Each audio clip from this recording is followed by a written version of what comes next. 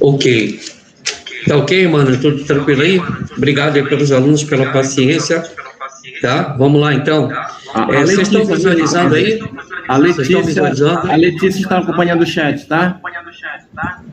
Não entendi. A Letícia está acompanhando o chat para você, ok? Ah, tá. Tudo bem. Obrigado, Letícia. Bom, gente, seguinte. Uma das coisas que mais marca a história, viu, pessoal, da virada do século XIX para o século XX, é a questão do imperialismo norte-americano, tá bom? Eu gostaria de lembrá-los, viu, pessoal, que a Revolução Industrial, ela chega nos Estados Unidos da América, viu, entre 1850 e 1860, tá? O país começa a se industrializar. Agora, sem dúvida nenhuma, você não pode esquecer que depois que acaba a Guerra Civil Americana, tá? Foram praticamente 5 anos, viu, de Guerra Civil Americana. Quando acaba a Guerra Civil Americana, lá pela década de 1870, viu, pessoal? 1870, depois do fim da Guerra Civil Americana, o país dá um salto, viu, gente? O país dá um salto muito grande em termos de industrialização. E uma das coisas que chama bastante atenção, viu, pessoal, nesse salto de industrialização dos norte-americanos é a voracidade, viu, com que os empresários e os políticos também da época, norte-americanos, viu, a voracidade com a qual esses políticos e empresários, eles se direcionam para o oeste norte-americano, viu, para o oeste norte-americano, para áreas que eram dos índios, tá? Que até então, né, ainda você tinha muitas tribos indígenas, tá? E começa o que nós chamamos, viu, pessoal, de marcha para o oeste, entendeu? Uma conquista, assim, de terras, entendeu? No oeste e, consequentemente, a invasão de terra de índios, tá, gente? E construção de ferrovias, viu? Para interligar o centro, o oeste, que está sendo agora colonizado, né? Começa a ser explorado, até a costa leste norte-americana, né? Porque se você olhar para o mapa, viu, dos Estados Unidos, vamos lembrar que as 13 colônias americanas, né, as chamadas 13 colônias britânicas, que surgiram, que deram origem aos Estados Unidos da América, elas surgiram na costa leste, tá? Que é aquela, viu, pessoal, aquela parte do litoral norte-americano que está de frente para o Oceano Atlântico, tá? Ali surgiu, viu, a colonização que deu origem às 13 colônias britânicas. Mais tarde, essas 13 colônias britânicas se libertaram, né, do domínio britânico por meio da tal da Revolução Americana, que foi a independência dos Estados Unidos, entendeu? Só que acontece o seguinte, olha lá, depois da independência dos Estados Unidos, tá, gente? Depois do processo de independência dos Estados Unidos, 1776, existia um limite, viu? Existia um limite de terras, sabe? Para os americanos, os colonos americanos, eles avançarem. Qual era o limite de terra? No meio dos Estados Unidos, viu, pessoal? Se vocês forem pegar o mapa dos Estados Unidos, no meio dos Estados Unidos tem um rio que percorre quase que de norte a sul os Estados Unidos da América. Ele reparte. Esse rio é o rio Mississippi, viu? Ele é um rio que ele vem do norte e ele vai rasgando, viu, o centro dos Estados Unidos, onde hoje é boa parte do território da Louisiana, tá? Só que, olha o nome, Louisiana, Mississippi, tá, gente? Essa região central dos Estados Unidos da América, Louisiana e onde você tem o rio Mississippi, era a colônia francesa, viu, pessoal? Era a colônia que pertencia à França, tá? E acontece o seguinte, a França perdeu a região da Louisiana na Guerra dos 7 Anos que ela fez contra a Inglaterra, entendeu? Então, quando a França perdeu a região da Louisiana, perdeu a região de Quebec, no Canadá, tá? Toda essa região, viu, pessoal, Louisiana e Quebec, que eram dos franceses, passaram para a mão dos ingleses. E os ingleses, olha lá, enquanto os Estados Unidos ainda não eram independentes, tá, pessoal? Enquanto eram colônias britânicas, os ingleses limitavam, viu, pessoal? Eles limitavam a passagem de colonos americanos para essa parte da Louisiana. E por que eles queriam limitar? Sabe por quê, pessoal? Escuta bem. É porque essa região do Mississippi e a região da Louisiana, que vinha desde a região do Quebec, tá, no Canadá, e vinha rasgando o centro da América do Norte, rasgando onde hoje é território norte-americano, viu, pessoal? Ali existia um cobiçado comércio de peles de animais selvagens, entendeu? Muita gente, muitos caçadores, entendeu? Eles adentravam essa região da Louisiana com o objetivo de abater animais selvagens e tirar a pele. Era muito valioso, viu, pessoal, no final do século XVIII, tanto nos Estados Unidos quanto na Rússia, o comércio de peles de animais, tá? Então, o que acontece? O governo britânico, quando ele ganhou a Guerra dos 7 Anos, viu? E ele tomou, por força de tratado, né, com a França, viu? O governo britânico tomou a região de Quebec, no Canadá, e tomou também aquela região da Louisiana, onde você tem boa parte do rio Mississippi, tá, gente? O governo britânico, ele limitava a entrada de colonos americanos, justamente, entendeu? Para limitar o acesso desses colonos americanos, viu? A todo um contrabando de peles de animais selvagens. Beleza, mas quando os Estados Unidos se tornaram independentes, entendeu? Quando os Estados Unidos se tornaram independentes, os Estados Unidos contaram com a ajuda da França, viu? Quando as colônias americanas fizeram seu movimento de independência em relação à Inglaterra, houve uma ajuda da Espanha, da França e da Holanda, tá? Esses 3 países, ouviu, pessoal? França, Holanda e Espanha, eles apoiaram os colonos americanos na sua luta pela independência em relação à Inglaterra, em relação aos britânicos, tá? Então, houve uma guerra de independência. No caso da França, a França gastou muito dinheiro, viu, ajudando os colonos americanos. A França já estava quebrada anteriormente, né, porque ela perdeu a Guerra dos 7 Anos para a Inglaterra, mas mesmo assim a França ajudou os colonos norte-americanos em 1776 e diante com seu processo de independência. Isso acabou custando caro, viu, pessoal, para a França, porque isso quebrou definitivamente a França, e no governo de Luís XIV nós sabemos, né, no governo de Luís XV e depois no governo de Luís XVI, o absolutismo ele entra em declínio na França e vai estourar a Revolução Francesa em 1789, tá? Então, o que vai acontecer? Até mais ou menos, ouviu, pessoal, por volta de 1800, 1805, tá? Os colonos americanos, eles não avançavam muito para essa região, viu, do rio Mississippi. Mas a partir mais ou menos de 1810, tá, pessoal, os colonos americanos começaram a ir com mais força para o centro da América e começaram a avançar sobre essas terras. E aí foi um pega-pega geral, viu, pessoal, de terras que pertenciam aos índios, tá?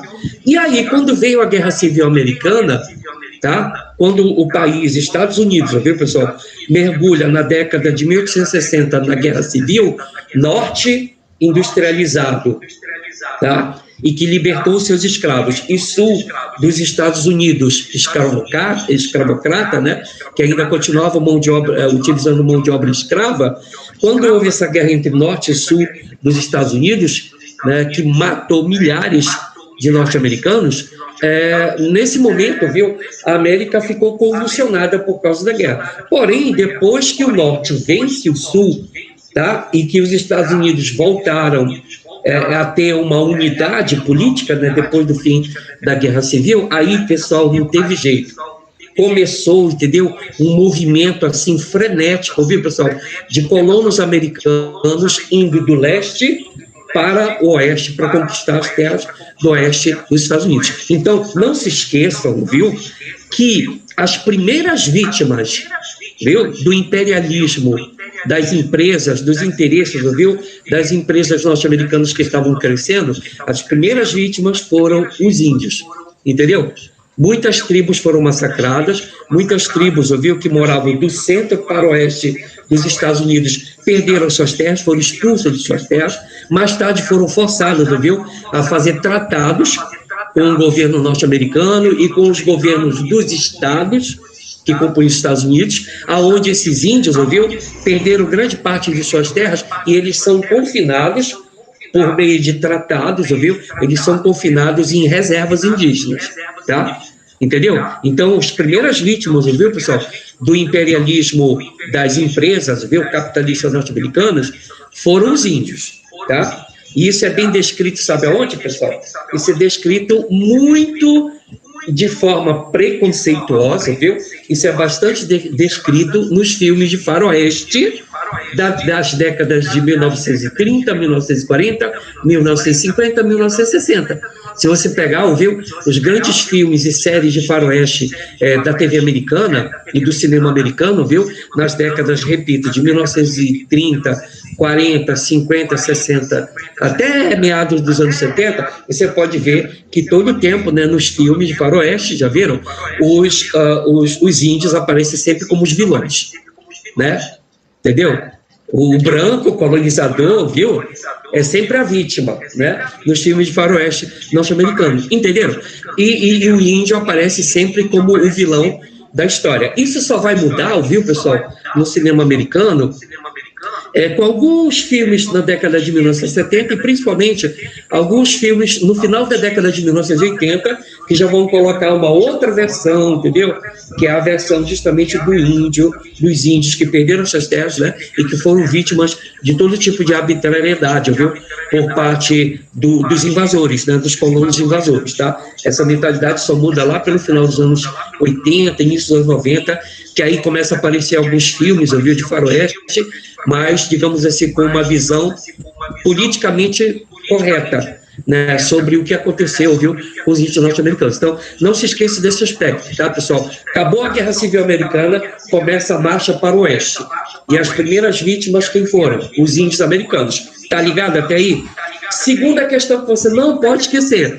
Segunda maior vítima do imperialismo das empresas americanas, dos colonos, né, dos colonos que vieram para desbravar o oeste norte-americano. Sabe quem foi a segunda vítima, pessoal? Um país chamado México. Entenderam? Certo? O México foi a segunda maior vítima desse processo de expansão da marcha do capitalismo norte-americano do leste para o oeste, conquistando as terras do oeste, tá? A segunda maior vítima, depois dos índios, foi o México. E por quê, pessoal? Sabe por quê? Porque simplesmente o México, pessoal, ele perdeu praticamente 50% do território dele. O México perdeu numa guerra para os norte-americanos. Entendeu? Como é que começou essa briga territorial entre México e Estados Unidos? Começou da seguinte forma: colonos americanos, ouviu, pessoal? Escuta bem. Colonos americanos, lá pela década já de 1830, 1840, colonos americanos já começaram a desconfiar de que algumas terras, algumas áreas do Texas, viu? Texas, que pertenciam ao México, tá? Nessa região do Texas, de que haviam riquezas minerais, inclusive petróleo. Resultado, pessoal, uma avalanche, viu, de colonos americanos ocuparam o México, ocuparam a região do Texas, que tecnicamente o Texas pertencia ao México. Aí, resultado, isso resultou numa guerra, entendeu? Entre Estados Unidos e México. Aí o resultado é que o México, obviamente, perdeu a guerra contra os americanos, teve que abrir mão do Texas, mas por imposição, viu, pessoal, do imperialismo do governo norte-americano, os Estados Unidos se apoderaram de outras terras, viu, que pertenciam também ao México. Vamos lá, que terras são essas? Conta aí. Além do Texas, Arizona, sabiam dessa? Pertencia ao México. Califórnia, onde se passa a famosa história do Zorro, tá? Onde se passa o famoso romance do Zorro, a Califórnia, pessoal, era pertencente ao México. E ela foi tomada pelos Estados Unidos, ocupada pelos norte-americanos, entendeu? Então, vamos lá. Texas, Arizona e Califórnia. Utah, né, boa parte, sabe, do território de Utah, Nevada, onde tem, você sabe, não sei se você sabe, que no estado de Nevada tem a famosa cidade, né, de Las Vegas, né, no meio do deserto, né, os americanos cravaram uma cidade que é a meca dos jogos, né, até hoje. tá? Então, aquela região, viu, pessoal? Nevada, e onde tem hoje Las Vegas, pertencia ao México. Tá entendendo, pessoal? O México perdeu Utah, perdeu Califórnia, perdeu Arizona, perdeu Texas, tá? Entendeu? Tudo isso era território do México e foi perdido para os norte-americanos. Sabe quem define muito bem essa pobre realidade do México? Foi um padre na época que assistiu, né, todos esses acontecimentos. Ele cravou uma frase, o padre Hidalgo, tá, pessoal? Ele cravou uma frase que diz mais ou menos assim: pobre México, tão longe de Deus e tão perto dos Estados Unidos da América, certo? Repetindo a frase: pobre México, certo? Tão longe de Deus e tão perto dos Estados Unidos da América. E, inclusive, essa frase, viu, do Hidalgo, você tem em várias questões de vestibulares pelo Brasil fora. Entendeu? Vários vestibulares, quando falam, viu, sobre essa questão, tá, pessoal, do México, que perdeu praticamente 50% do seu território para os americanos, essa frase, que resume muito bem essa desgraça do México, tá? As intervenções norte-americanas constantemente, né, na história do México, causando prejuízo aos mexicanos, tá? Mostram o que foi o imperialismo norte-americano, tá bom? Então, vocês não vão esquecer, né? Primeiras vítimas do imperialismo, da expansão capitalista, da voracidade das empresas capitalistas norte-americanas. Primeiras vítimas quem foram? Índios americanos e o México, tá? E detalhe, os dois estavam em territórios cobiçados pelos colonos e pelas empresas norte-americanas, entendeu? Os índios, que tinham as suas terras, eram dezenas de tribos, como eu falei para vocês, foram dizimados. Depois de perderem espaço de suas terras, foram obrigados a assinar tratados de paz com diversos governos norte-americanos, viu? E perderam as suas terras e ficaram só com pequenas reservas indígenas, né? Por meio de tratado. E depois, a segunda vítima, o México, entenderam? O México se tornou a segunda maior vítima do imperialismo, do avanço do capitalismo norte-americano na sua marcha para o oeste, tá? E a terceira vítima, viu, pessoal? A terceira vítima desse movimento imperialista norte-americano são os países da América Central, tá, pessoal? Abaixo do México, pega lá o mapa da América Central, você vai ver o quê? Você vai ver Belize, Nicarágua, né, El Salvador, Panamá, entendeu? Todos esses países, tá, pessoal? Costa Rica, tá? Todos esses países, ouviu? Sofreram intervenção, viu? Intervenções, inclusive militares, ouviu? Do governo imperialista dos Estados Unidos, entre o final do século XIX e o início do século XX. E nessa região, viu, pessoal, da América Central e do Caribe, não escapa também, sabe quem? Cuba. Viu, pessoal? Cuba sofreu forte intervenção em várias situações do imperialismo norte-americano. E as pessoas não conseguem entender por que existe essa raiva tão grande entre o governo dos irmãos Castro, de um lado, né, e os governos norte-americanos, né, que sucessivamente os presidentes norte-americanos, tanto faz ser democrata ou republicanos, né, eles execram o regime cubano, que eles colocam como uma ditadura. De fato, né, realmente, o governo dos irmãos Castro acabou se tornando uma ditadura, que já fez mais de 50 anos, tá? E que sobrevive mesmo à morte do Fidel Castro. Mas você precisa entender, pessoal, também um contexto. Qual era? Até o ano de 1959, pessoal, Cuba era o quintal dos Estados Unidos. Sabiam dessa? Por causa das praias belíssimas que Cuba tinha, empresas norte-americanas começaram a fazer cassinos e hotéis em Cuba. E dentro desses cassinos e hotéis, pessoal, rolava de tudo, desde prostituição, jogatina, contrabando, máfia, entendeu? Máfia. Ou seja, tudo que o norte-americano não podia fazer no seu país, porque existem leis nos Estados Unidos, ele ia fazer em Cuba, quando ele ia passar as férias, tá? Se ele fosse um gay, um pai de família, mas gay enrustido, ele ia né, se soltar lá em Cuba, quando ele estava nas férias. Se o cara fosse um respeitável, viu, chefe de família, pai de família cristão, protestante, ele fazia questão de passar as férias em Cuba para poder se meter na jogatina, fumar maconha, sabe, usar cocaína, usar heroína e pagar pela prostituição que existia em Cuba. Aí, depois que ele retornava das férias, ele voltava para sua vida extremamente cristã, sabe, de fervoroso crente da Bíblia, sabe, de pai de família, de uma família cristã tradicional, entendeu? Ele fazia questão de voltar para os Estados Unidos para manter essa imagem, mas quando era nas férias, repito, ou quando tinha alguma convenção de empresa, vamos organizar, né, uma convenção, sei lá, uma conferência lá em Cuba. Aí o cara já ia para lá, entendeu? Para se prostituir, para cheirar cocaína, para usar heroína, para se prostituir, sabe? Ou usar, melhor, pagar a prostituição que existe em Cuba. Então, tem esse outro lado, pessoal.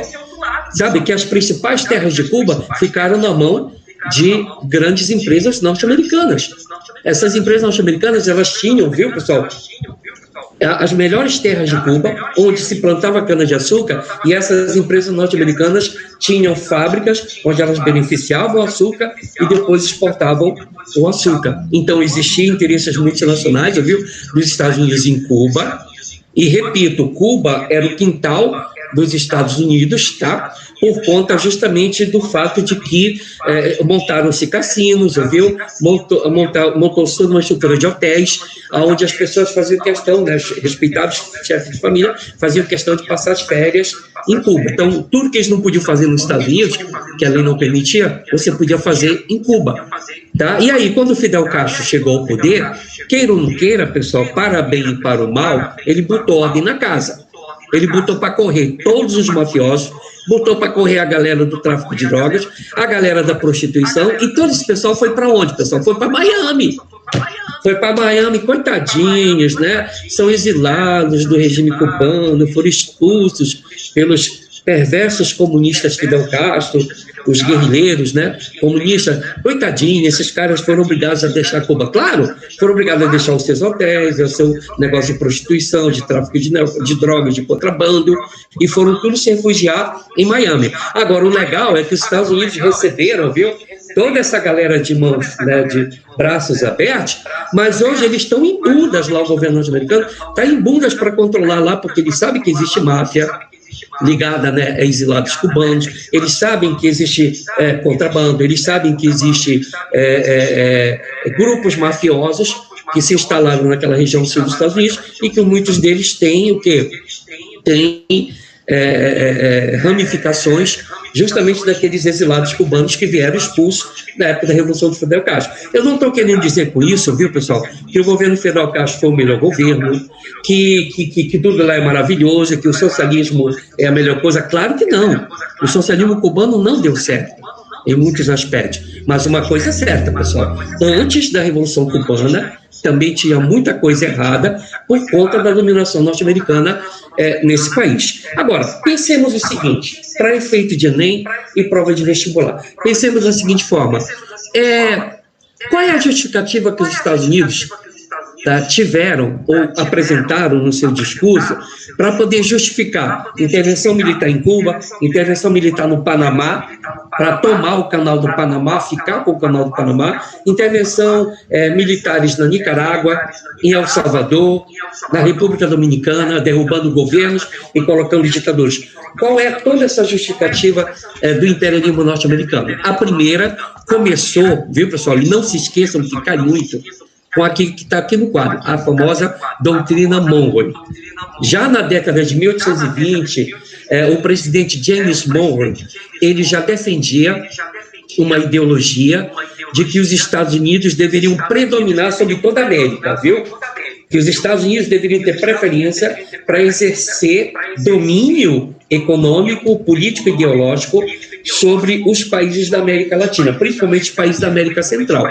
Então, foi justamente o presidente James Monroe que iniciou, tá, a ideologia do imperialismo norte-americano, colocando a questão do seguinte: olha, se alguém tem preferência, tá, para controlar os mercados da América, que sejam os Estados Unidos e não os países europeus, tá? Então, show França, show Inglaterra, tá? Porque a partir de agora, da nossa doutrina Monroe, quem tem preferência, viu, para intervir nos assuntos dos países da América, tá? Principalmente da América Central, são os norte-americanos, tá, pessoal? Então, não esqueçam que cai muito na prova do Enem, viu, pessoal? Cai muito na prova do Enem a questão da doutrina Monroe. Alguém quer perguntar alguma coisa?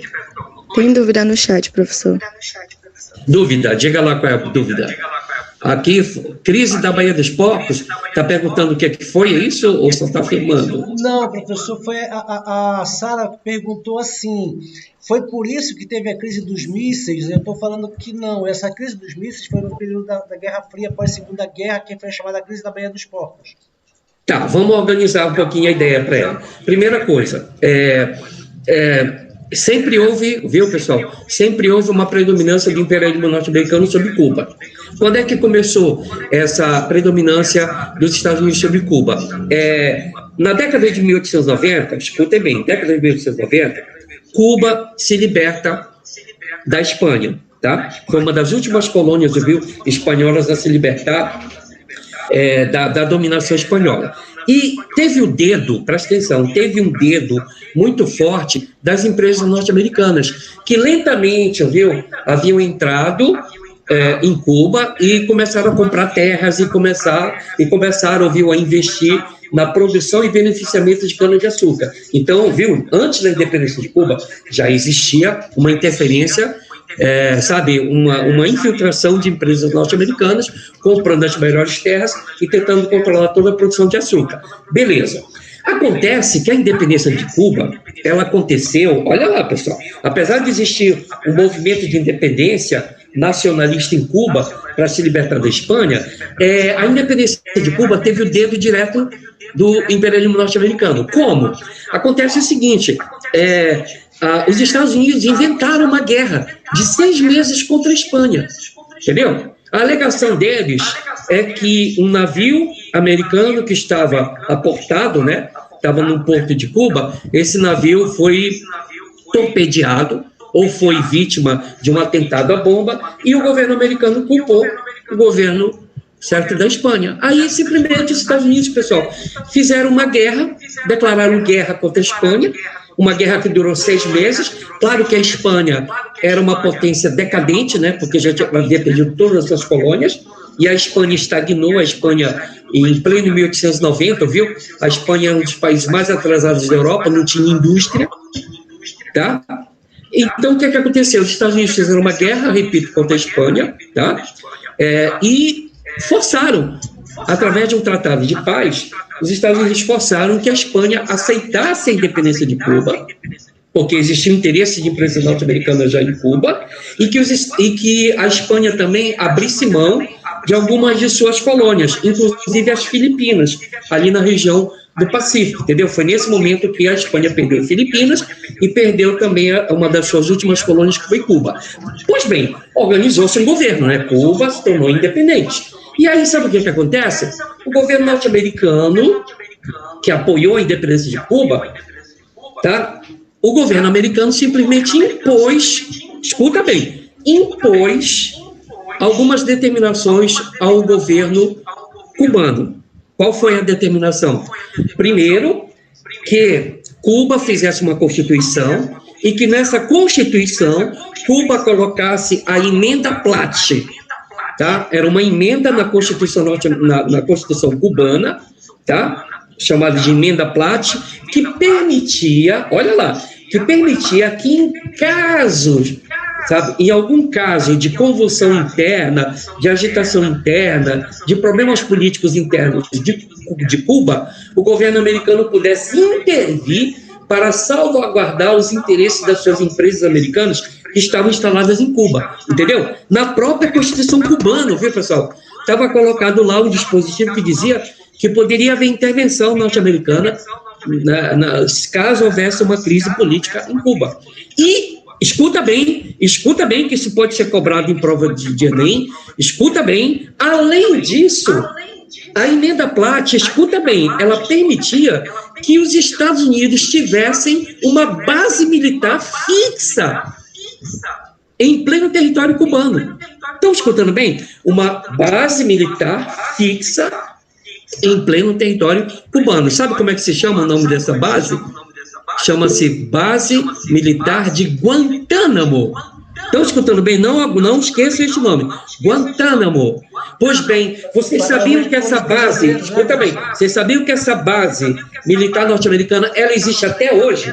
Mesmo com a Revolução Cubana de Fidel Castro de 1959, continua existindo dentro de um pedaço do território cubano uma base militar norte-americana que foi feito por tratado com Cuba, que mesmo a Revolução de Fidel Castro não conseguiu reverter esse tratado. E até hoje existe. Você olha, tem uma pontinha da ilha de Cuba, onde tem uma base militar norte-americana encravada. Para lá que os norte-americanos levaram, vocês sabiam disso?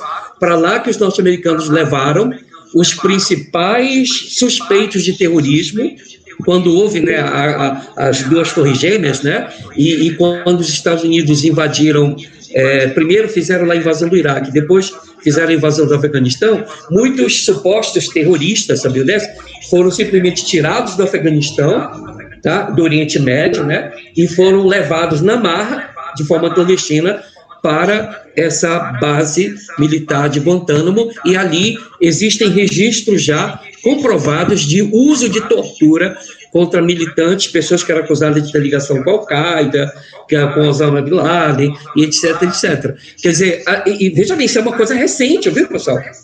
É uma base militar que continua existindo, mesmo com a Revolução Cubana, mesmo com toda a rivalidade entre o governo Fidel Castro e o governo, o governo Fidel Castro e o governo americano, continua existindo essa intervenção direta norte-americana. Quando começou?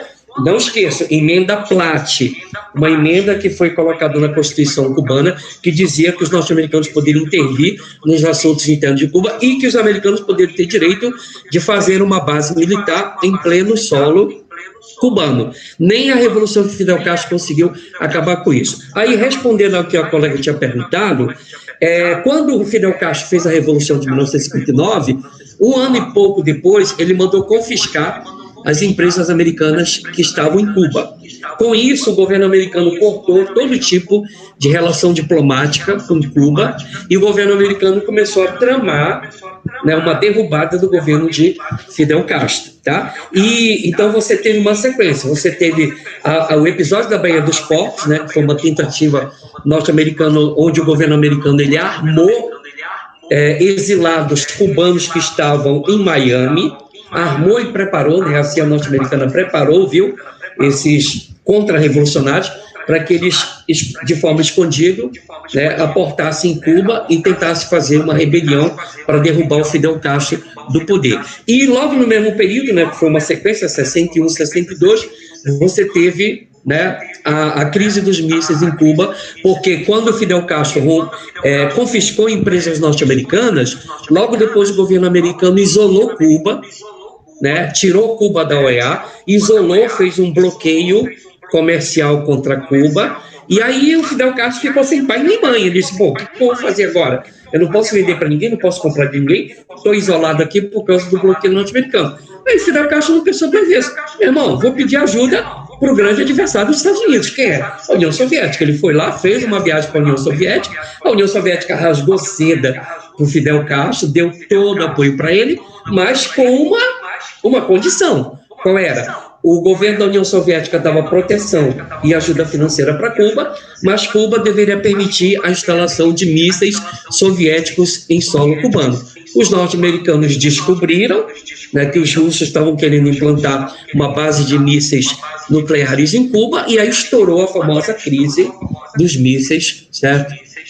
Que foi um momento marcante da Guerra Fria. Então, você não pode esquecer que tanto a Baía dos Porcos, a tentativa de derrubar Fidel Castro, quanto a crise dos mísseis em Cuba, eles foram episódios que estão ligados à Guerra Fria, mas, ao mesmo tempo, eles estão ligados à questão dos interesses imperialistas norte-americanos, porque os Estados Unidos eles nunca aceitaram o fato de um paísinho pequeno como Cuba ter dado uma banana para os Estados Unidos e ter passado para o outro lado, que era o lado do comunismo soviético, tá? Deixa eu só fechar o raciocínio aqui, para a gente poder fechar o raciocínio, tá? Olha, já sabem, não esqueçam. Primeiro, doutrina True, a chamada doutrina Monroe, América para os americanos. Ou seja, já em 1820, viu, os Estados Unidos já apontavam o caminho de que eles, norte-americanos, deveriam ter preferência em explorar os países da América Latina e, com isso, afugentar as potências europeias. Depois veio a famosa doutrina do Destino Manifesto. Essa doutrina do Destino Manifesto, viu, pessoal, não esqueçam, é a doutrina que diz o seguinte, que Deus, tá, pessoal, Deus cristão, ele reservou para os Estados Unidos um papel muito importante no Ocidente. Qual é? Os Estados Unidos devem ser os defensores da fé cristã e dos valores da democracia. Entendeu? Então, esse Destino Manifesto, ele justificou, viu, pessoal, o fato de que os Estados Unidos podem avançar para o oeste, tomar a terra dos índios, depois tomar a terra dos mexicanos, porque Deus reservou um destino glorioso para os Estados Unidos, ser uma grande nação que vai defender os princípios da civilização ocidental, os princípios da democracia e os princípios da fé cristã. E aí, pessoal, não se esqueçam, a partir do Destino Manifesto, final do século XIX e ao longo de todo o século XX e chegando ao século XXI, você pode ver que sempre o discurso de todo o governo americano, qual é? Estamos intervindo no Afeganistão, estamos intervindo no Iraque, porque é a fé cristã, a civilização ocidental contra esses selvagens terroristas islâmicos. Tá? Os Estados Unidos são o grande defensor da democracia e da fé cristã. Por isso os Estados Unidos lideram, sabe, a grande campanha mundial contra o comunismo. Na época era contra Cuba, contra a União Soviética, contra a China.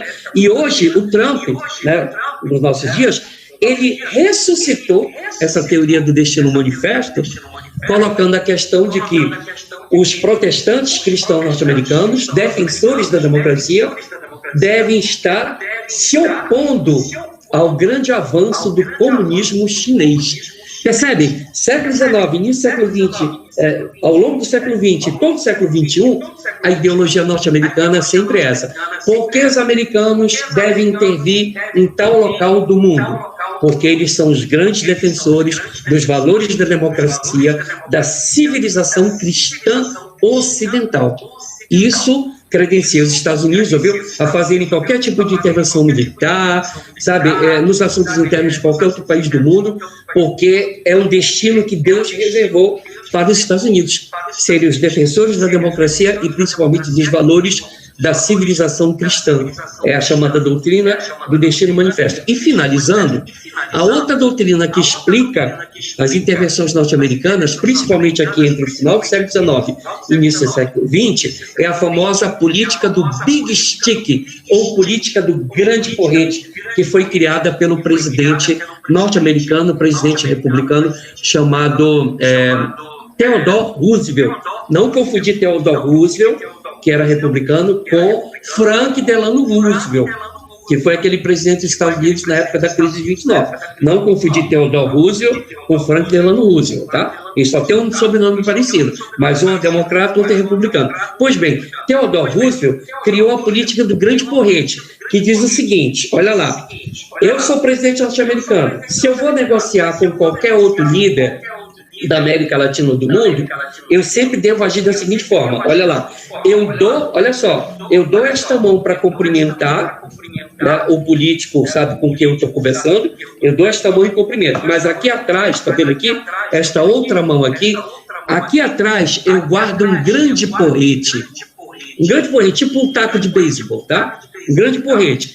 Caso esse político, caso esse outro país se oponha aos interesses norte-americanos, o que é que eu faço? Eu esqueço a diplomacia, puxo o porrete e dou-lhe na cabeça dele. O que é que significa isso? Significa dizer que Quando os Estados Unidos acharem necessário e for conveniente, os Estados Unidos podem usar a política do grande porrete, que significa intervenção militar. Colocar os marines, viu?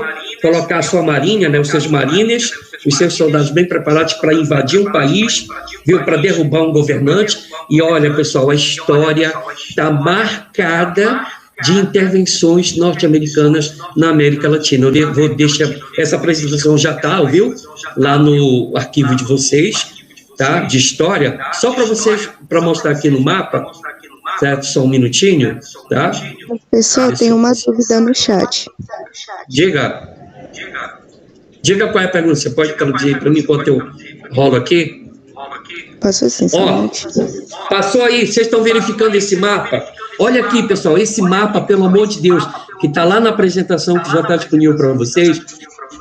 Vocês não podem esquecer de olhar para este mapa. Aqui está resumido todas as grandes intervenções militares dos Estados Unidos entre o final do século XIX e ao longo do século XX. Pode ver aqui, ó, Estados Unidos, aí, ó, laranjado e amarelo, intervenção no México. O México perde 50% do seu território. Aí, cada uma dessas setas, estão vendo, violeta, em cor púrpura, cada uma delas é uma intervenção dos Estados Unidos. Intervenção em Cuba, para libertar Cuba da Espanha, mas depois tornar Cuba dependente dos Estados Unidos, já falamos. A intervenção no Panamá, onde os Estados Unidos queriam construir, aqui, ó, no mapa, nessa parte bem pequenininha, os Estados Unidos queriam construir um canal para passar com as suas embarcações do Atlântico para o Pacífico e vice-versa, mas o governo do Panamá não quis. Aliás, nem era o governo da Colômbia, a qual pertencia o Panamá era uma região da Colômbia, né? O governo da Colômbia não quis dar preferência para o governo americano construir o canal do Panamá. O governo da Colômbia resolveu fazer um acordo com a França para construir o canal do Panamá. Sabe o que os Estados Unidos fizeram? Os Estados Unidos fomentaram e estimularam uma rebelião na região do Panamá. A região do Panamá pertencia à Colômbia, tá? Eles fizeram uma rebelião com apoio e armas norte-americanas e o Panamá se declarou independente da Colômbia, entendeu? O Panamá declarou sua independência em relação à Colômbia. E quem foi o primeiro país que reconheceu a independência do Panamá? O governo dos Estados Unidos da América. Em troca de quê? O governo panamenho concede para empresas norte-americanas, né, por meio de contrato, fazem uma concessão para a construção do canal do Panamá. Nesse caso, o caso do Panamá, do canal do Panamá, os Estados Unidos, durante mais de 90 anos, tiveram acesso livre ao canal do Panamá, pagando taxas mais baixas, entendeu? Controlando todas as embarcações que passavam de um lado para o outro. Isso é intervenção, viu, pessoal? Os Estados Unidos fizeram uma intervenção no Panamá, que eles queriam construir um canal no Panamá. Para isso, eles organizaram uma rebelião do Panamá, para o Panamá se libertar da Colômbia, porque a Colômbia não queria acordo com os Estados Unidos. Então, aí uma intervenção dos Estados Unidos. Outra intervenção Cuba, outra intervenção a Nicarágua.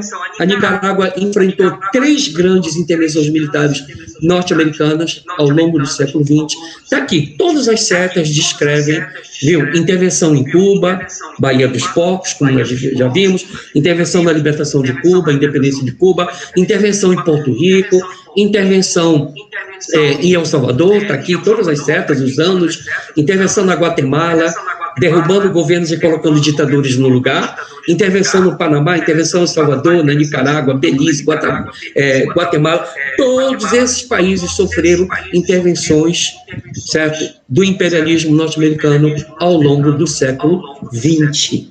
Percebem como os Estados Unidos, certo, são bem cruéis quando eles querem? Agora, só o último comentário é o seguinte: o que diferencia, olha lá, o que diferencia o Partido Democrata do Partido Republicano quando eles estão no poder? Os dois são imperialistas. Os dois, entendeu, defendem os interesses imperialistas e econômicos dos Estados Unidos. Mas a diferença é o seguinte, escuta bem, isso pode cair, tá? Democratas, eles usam o soft power. Olha lá, democratas, soft power. Republicanos, hard power. Ou seja, o que é o soft power? É a política leve, entendeu? Os democratas, eles gostam de negociar, sabe? De fazer acordos, tentar chegar, fazer acordos comerciais, sabe? Fazer tratados, sabe? De boas relações com os países. Os democratas normalmente vão pelo soft power.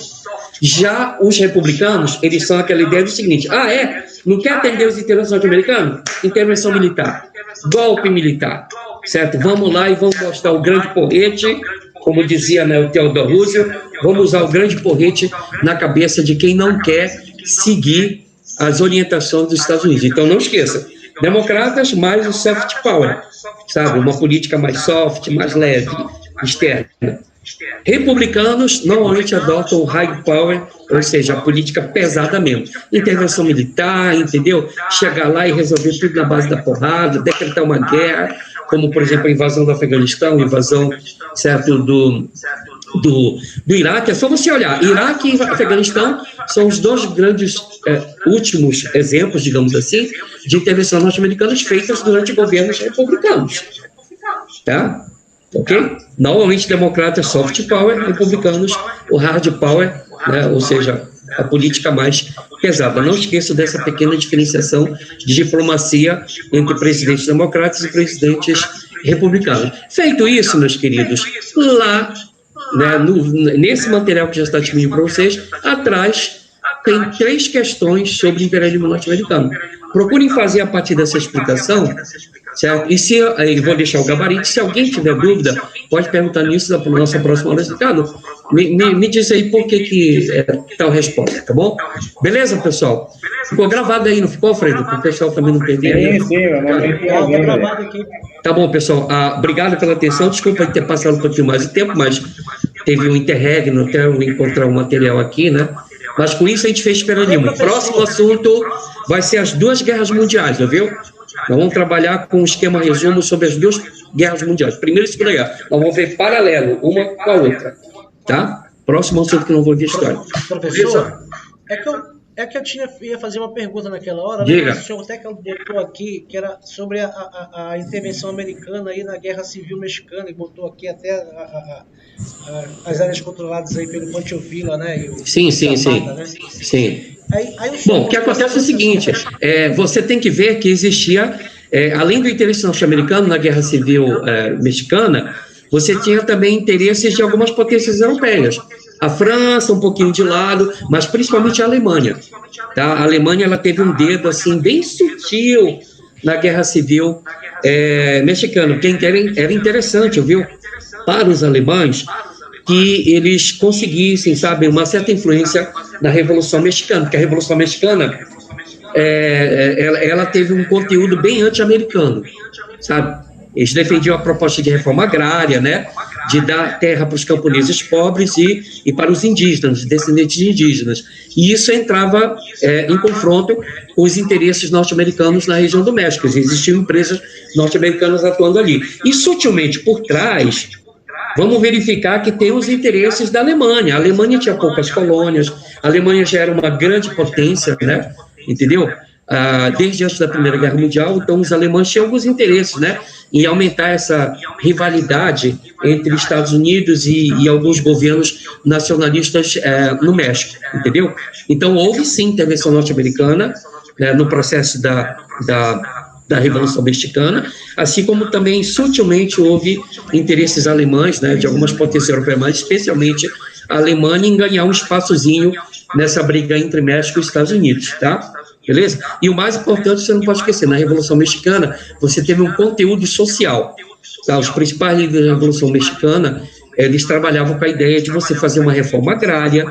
Logo depois, inclusive, viu, eles conseguiram organizar uma reforma agrária. Logo depois, nos anos 20, anos 30, você tem a ascensão de governos populistas no México, que nacionalizam a produção de petróleo no México nos anos 30, que foi o governo do Lázaro Cárdenas. O Lázaro Cárdenas, ele foi o Getúlio Vargas dos mexicanos. Ele chegou ao poder pelo voto, com amplo apoio popular. Ele fez um governo nacionalista que se contrapôs a interesses de empresas norte-americanas, e ele nacionalizou principalmente a grande produtora de petróleo, a Pemex, né?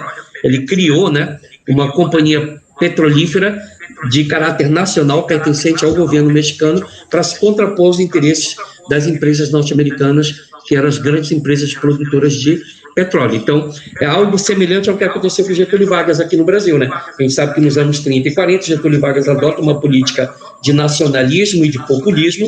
O Lázaro Cárdenas foi, digamos assim, o Getúlio Vargas dos mexicanos, tá bom? Beleza? Não, professor, porque se tiver como o Texas é banhado em petróleo, automaticamente o México também né? Isso que tu estás tocando é importante, porque faz parte de um contexto, viu, pessoal? Qual é o contexto? É você perceber que quando houve a crise de 1929, os países que só produziam matérias-primas na América Latina, alguns países começaram a pensar, epa, vamos parar com esse negócio de só produzir matéria-prima, né? A gente precisa abrir espaço para se industrializar. Então, quem foi responsável pela industrialização do México, do Brasil, da Argentina e do Chile? Foram justamente governantes nacionalistas e populistas, entendeu? Esses governos nacionais e populistas que estimularam a industrialização no Brasil, no México, na Argentina e no Chile. Foram justamente os 4 países que criaram a industrialização, beleza? Bom, pelo adiantado da hora, né? Senão o Alfredo vai puxar meu cabelo daqui a pouco. Obrigado. Tá, pessoal, uma boa noite, tá, pessoal? Obrigado, Alfredo, por ter me aturado. Obrigado, viu, Ricardo? Muito obrigado mesmo, tá? Tá, pessoal, boa noite, tá? Mais uma vez, ter vindo na hora certa. Valeu demais, tá? Excelente, Ricardo. Tenha uma boa noite, viu? Fique bem. Esperamos aí a próxima estar com você logo aqui, tá bom? Pessoal... Tchau, pessoal. Boa noite. Boa noite, Ricardo. Pessoal, muito obrigado aí pela paciência de vocês hoje, mas eu acho que apesar dos percalços, né, acho que valeu muito a pena, tá? Obrigado mesmo por vocês terem tido a compreensão aí diante da situação que nós vivenciamos hoje com relação à conexão, né, de alguns professores, tá bom? Amanhã, hein, pessoal? Amanhã a gente tem a Gerlene com língua portuguesa, muito importante, não percam essa aula, tá? Aula de linguagens, ela está olhando bem o lado do que está presente na prova do Enem. Vale muito a pena estar assistindo as aulas da professora Gerlene, então amanhã a partir das 18h30, ok? Alfredo, tem sociologia também com o Jean, inclusive eu já vou deixar, viu? Amanhã de manhã, o material do Jean, para quem quiser já ler, já, sabe, começar a responder as questões, que de noite ele vai trabalhar com algumas questões de sociologia, tá? O Jean. Amanhã não é quinta? Sim, então sim, é o Jean também, tá? Logo depois da Gerlene, entra o professor Jean, sociologia, né? De 19h30 às 20h30. E a última aula com o professor Gilvan, matemática, também importantíssima, tá bom? Então, amanhã, quinta-feira aí, esplêndida, né? Cheia de muita riqueza para nós, amanhã à noite, tá? Então, não perca. Pré-ENEM é assim, né, Alfredo? É pau de dar em doido. É isso, tá certo. E o pessoal está no ritmo, o pessoal está bem motivado, né? Continuemos assim, estamos aí firmes e fortes com vocês, tá bom? Valeu, pessoal. Boa noite, vou encerrar a gravação. Ok, Manuel, obrigado pelo Emmanuel, professor Emmanuel aí. O nosso aluno também, que ajudou a nossa